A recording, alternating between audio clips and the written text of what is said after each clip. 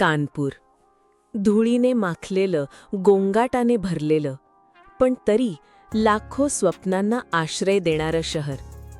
इथे येणारा प्रत्येक तरुण एक भार घेऊन येतो, घरच्यांच्या अपेक्षांचा, स्वतःच्या स्वप्नांचा.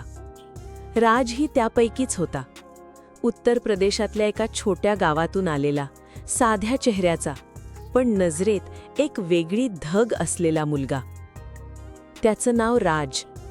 सध्या सरकारी नोकरीत कामाला होता. तो कानपूर देहातच्या भाल गावचा राहणारा आहे. त्याचं वय 24 वर्षे आहे आणि दिसायला मी गोरा आहे. ही 1 वर्षापूर्वीची कथा आहे.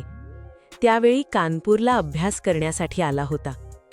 सोनम त्याला पहिल्यांदा कोचिंग सेंटरच्या गेटवर दिसली. सोनम मेरठची राहणारी होती. तिची वय 21 वर्षे होती. ती बँकेची तयारी करत होती. तिचा आकार खूप मजेदार होता.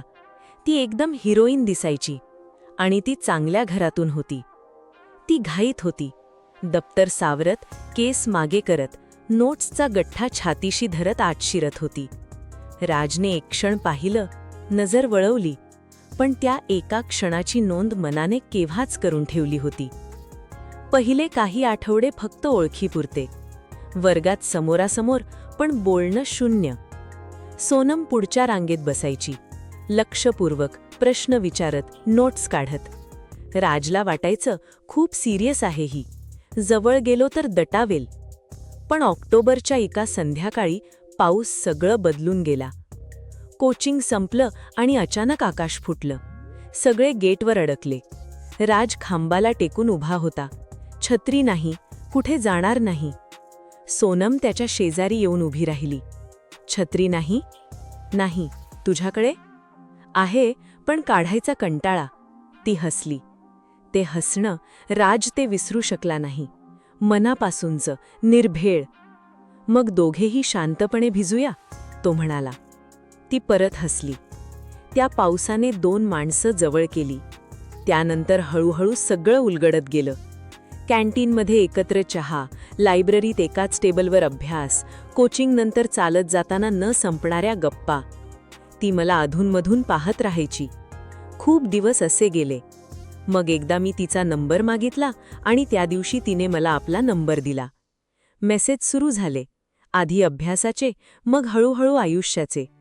राज रात्री अडकला की सोनम समजावून सांगायची.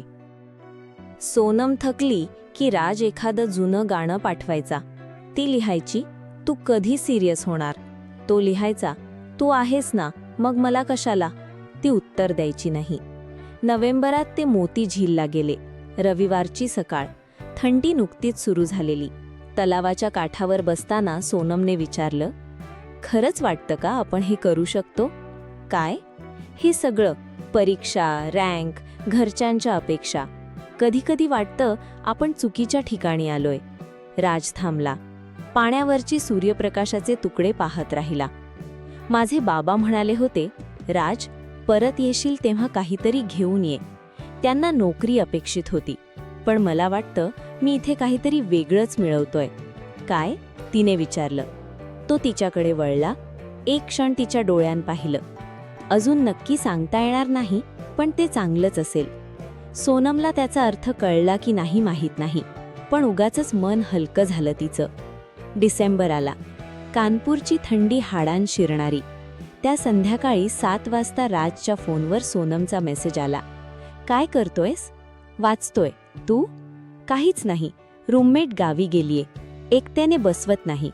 राजने मेसेज वाचला, थांबला. मग टाईप केलं, येऊ का? उत्तर यायला वेळ लागला. मग आलं, हो. राज हॉस्टेलच्या गेटपाशी पोहोचला तेव्हा सोनम खाली उभी होती. जाड स्वेटर, गळ्याभोवती स्कार्फ, हातात फोन. थंडीत गाल किंचित लालसर झाले होते. आलास? ती म्हणाली. हो, तो म्हणाला. तिची रूम छोटी होती. 1 कॉट, 1 टेबल, भिंतीवर नोट्स, 1 खिडकी. सोनमने गॅसवर चहा ठेवला. राज खिडकीजवळ उभा राहिला. रस्त्यावर दिव्यांचा पिवळा उजेड, दुरून कुठून तरी भजनाचा आवाज. थंड वारा खिडकीतून आत शिरत होता. कसं वाटतं एकट्याने? त्याने विचारलं. सोनम हळू बोलली. कधी कधी खूप थकल्यासारखं वाटतं. आईबाबा काळजीत असतात, अभ्यासाचा ताण डोक्यावर असतो आणि मग अशा रात्री ही रूम खूप मोठी वाटते. मोठी म्हणजे रिकामी. चहा राज काही झाला. बोलला नाही, दोघे पण कॉटवर त्याने बसले. तिच्याकडे पाहिलं. थोडं अंतर नीट, ठेवून समजून पण तरी घे. जवळ. बाहेर थंडी, आत मंद उजेड, हातात गरम कप. गप्पा सुरू झाल्या. अभ्यासापासून सुरू होऊन हळूहळू आयुष्याकडे वळल्या. सोनम सांगत होती, लहानपणी डॉक्टर व्हायचं स्वप्न होतं. परिस्थितीनं ते बदललं. स्वप्न विसरली, पण मन कधी विसरलं नाही. राज सांगत होता, बाबा शेतकरी. कधी जास्त नाही कमावलं, पण कधी तक्रार नाही केली. त्यांच्यासारखं शांत जगायचंय मला. म्हणजे फक्त नोकरीसाठी नाही जगायचं? सोनमनं विचारलं. नाही, काही माणसं असतात, काही क्षण असतात, ज्यांच्यासाठी जगणं खरं वाटतं. ती त्याच्याकडे पाहत राहिली. मध्येच सोनमचा फोन वाजला. स्क्रीनवर आई. ती उठली, थोडी बाजूला जाऊन उचलला. हां आई, सगळं ठीक आहे. जेवलीस का नीट? हो. थंडी खूप आहे ना तिकडे? स्वेटर घालत जा. घालते. अभ्यास कसा चाललाय? चांगला. तू काळजी करू नकोस. काळजी नाही करणार तर कोण करणार? तू लांब आहेस, आम्हाला रोज आठवतेस. सोनमचा आवाज थोडा भरला. मलाही आठवतं घर. परीक्षा झाली की ये, बाबाही विचारत होते. हो आई, येईन. तू झोप आता, उशीर झालाय. बरं, काळजी घे स्वतःची. जेव नीट. घेते. फोन ठेवला. ती परत आली. डोळे किंचित ओले होते, पण ती हसत होती. आई होती, ती म्हणाली. कळलं. राज हळुवारपणे म्हणाला. आठवण येते? खूप. ती खिडकीबाहेर पाहत म्हणाली. इथे सगळं असतं, अभ्यास, मित्र. दिवस जातात, पण रात्री एकट्यानं बसले की घर खूप आठवतं. आईचा चहा, बाबांचा आवाज, घराचा वास. राजने काहीच बोलला नाही. तो उठला, तिच्या शेजारी खिडकीजवळ उभा राहिला. दोघे बाहेर पाहत राहिले. थंड वारा येत होता. आकाशात चांदण्या स्पष्ट दिसत होत्या. त्या बघ, राज म्हणाला. काय? चांदण्या. इतक्या स्वच्छ क्वचितच दिसतात. सोनमनं वर पाहिलं. खरंच, तुझ्या घरूनही दिसत असतील त्याच चांदण्या. म्हणजे इतकी दूर नाहीस तू. सोनम त्याच्याकडे वळली. त्यानं तिच्याकडे पाहिलं. मंद उजेडात, थंड वाऱ्यात. माहितीये, तुझ्याशी बोलताना वेळ कसा जातो ते कळत नाही. ती हळूच म्हणाली. मलाही. का? तो थांबला. मग तिच्या डोळ्यात बघत म्हणाला. कारण तू असताना वेळ नाही मोजत मी, फक्त क्षण जगतो. ती नजर खाली करायला गेली, पण त्यानं हळुवारपणे तिची हनुवटी वर केली. 2 जोड्या डोळे एकमेकांत बुडाले. बाहेर वारा होता, आत शांतता होती. त्यानं हळुवारपणे तिचा हात हातात घेतला आणि ती हात मागे घेणार होती, पण घेतला नाही. तसेच उभे राहिले खूप वेळ. शब्द नाहीत, हालचाल नाही, फक्त एक उबदार जवळीक. सकाळी राज निघताना दरवाजात थांबला. झोप आता. सोनम दरवाजात उभी होती. डोळ्यात काहीतरी वेगळं होतं. उद्या भेटू? रोज भेटतो आपण. ते वेगळं. उद्या मुद्दाम. ती हसली. लाजलेली खरी. ठीक आहे, मुद्दाम. त्या रात्री त्यांनी नाठ्याला नाव दिलं नाही. प्रेमाची कबुली नाही, मोठा क्षण नाही. फक्त हात हातात. आईची आठवण, चांदण्यांखाली उभे राहणं. पण दोघांनाही माहीत होतं, आता हे फक्त मैत्री नाही. त्यानंतरचे दिवस बदलले. त्याने तिला सोबत फिरायला जाण्यास सांगितले. ती राजच्या एकदा सांगण्यावरच तयार झाली. दोघांचा प्लॅन तयार झाला आणि ते फिरायला गेले. राज थोडा गंभीर होऊन विचारतो की फिरायला जाण्याने आपल्यात काय काय होऊ शकतो. ती राजकडे पाहू लागली आणि हसू लागली. ती म्हणाली, हो सांगा, फिरायला जाण्याने काय काय होईल? त्याने बेधडक बोलले, आपण एकमेकांच्या अजून जवळ येऊ. पहिले तर ती शांत झाली, मग म्हणाली, त्याने काय होईल? ती पुन्हा म्हणाली, सांगा ना, अजून काय होईल? त्याने म्हटले, तिकडे गेल्यावर बघ तूच काय होईल ते.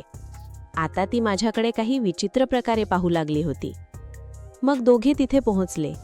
या दरम्यान त्यांच्यात काहीही बोलणे झाले नव्हते, पण त्यांच्या श्वासांनी सांगितले होते की दोघे आतल्या आत खूप बोलत होते. ती म्हणाली, चला इकडून चला, मजा येत नाहीये. त्याने म्हटले, मजा येण्यास किती वेळ लागतो, तुम्ही मन तयार करा. ती काही बोलली नाही आणि त्याला हात पकडून घेऊन जाऊ लागली. तिच्या हाताचा स्पर्श यावेळी मला खूप उत्तेजित करणारा वाटत होता. मग सोनम राजला बिग बाजार घेऊन गेली. तिथे तिने राजसाठी एक स्वेटर विकत घेतला आणि त्याचा छातीवर स्वेटर लावून नाप तपासू लागली. राजाला जाणवले की ती स्वेटर तपासताना छातीला जाणवत होती. स्वेटर नापाचा होता तर तिने घेतला आणि राज पैसे द्यायला लागला तर तिने नकार दिला. पैसे तिनेच दिले. त्यानंतर संध्याकाळ झाली होती तर थंडी आणखी जास्त वाढली होती. बिग बाजारमधून बाहेर पडून दोघे काकादेवला पोहोचले. इकडून ती आपल्या हॉस्टेलकडे गेली आणि राज आपल्या हॉस्टेलमध्ये गेला.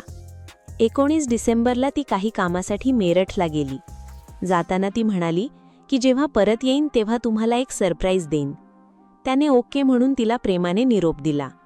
मग ती 27 डिसेंबरला आली आणि म्हणाली, यार माझा कोर्स सुटला आहे, मला माझे रजिस्टर दे. त्याने म्हटले, कोणत्या जागी घेशील? ती म्हणाली, माझ्या हॉस्टेलजवळ एक दुकान आहे, तिथे ये. राज बाईक घेऊन तिथे पोहोचला आणि तिला रजिस्टर दिले. ती रजिस्टर घेऊन थँक्यू म्हणून काही न बोलता लगेच गेली. राज तिला बघतच राहिला. राजला तिच्याशी बोलायचे खूप मन होते. राजाने तिच्या व्हॉट्सॲपवर मेसेज केला आणि तिला म्हटले की तुम्ही मला कोणताही सरप्राईज दिला नाही, मी वाट पाहत होतो. तर ती म्हणाली, हो सरप्राईज मिळेल, बस काही दिवस थांबा यार, मग देते. या दरम्यान त्यांच्यात सामान्य हसणाठिठोळी चालू राहिली. राज तिच्याकडे सरप्राईजची गोष्ट करत राहिला. ती त्याला गोळी देत राहिली. अखेर तो दिवस आलाच. तो 29 डिसेंबरचा सकाळचा होता.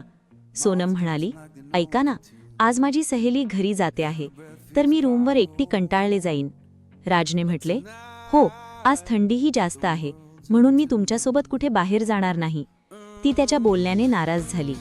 संध्याकाळी ती म्हणाली की तुम्ही माझ्या हॉस्टेलमध्ये येऊ शकता, पण कोणी विचारले तर सांगा की सोनम माझ्या बुवाची मुलगी आहे. राज आतून खूप आनंदित झाला. मनात विचार करू लागला की आज तो दिवस आला असावा. मी म्हटले, ठीक आहे, पण किती वाजता येऊ? ती म्हणाली, नेमके 8:40 वाजता ये आणि सोबत मोठा बॅग घेऊन ये, जेणेकरून कोणालाही शंका येऊ नये. राजने होकार दिला. वेळ जवळ येत गेली. थोड्या वेळाने तिचा फोन आला आणि म्हणाली की कुठे आहात यार तुम्ही? राज म्हणाला, बस गेटजवळ उभा आहे.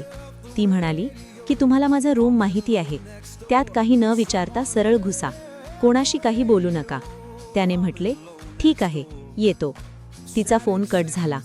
राज हॉस्टेलच्या गेटमधून घुसला आणि चौकीदाराच्या रजिस्टरमध्ये मोहनच्या नावाने सही केली आणि सोनमची ओळखीचा सांगून आत आला. त्याला तिचे रूम नंबर दिसले तर त्याने बिना ठकठक केल्याने खोलीत आला.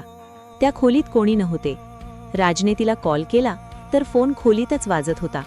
सुमारे 5 मिनिटांनी ती बाथरूममधून आली आणि म्हणाली की कोणी पाहिले तर नाही? राजने म्हटले, कोणी पाहिले नाही, फक्त गेटवर एंट्री केली होती.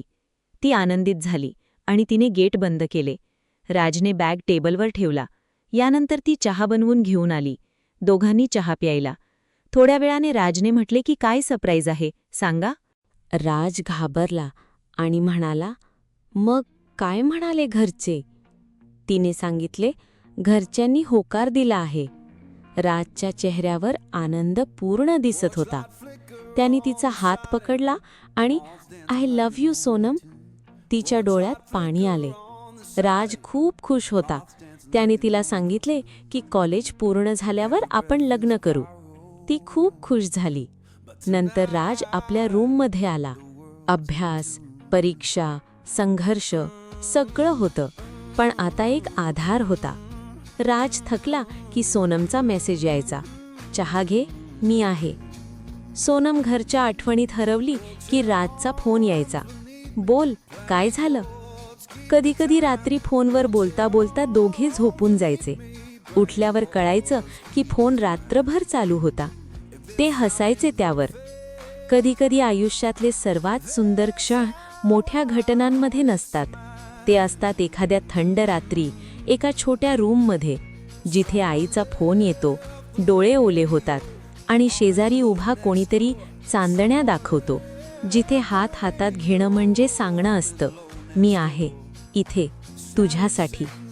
असं प्रेम साधं, खरं, उबदार, ते आयुष्यभर आठवणीत राहतं. वेळ निघत गेला. नंतर त्याने कॉलेज पूर्ण झाल्यावर दोघांनी लग्न केला.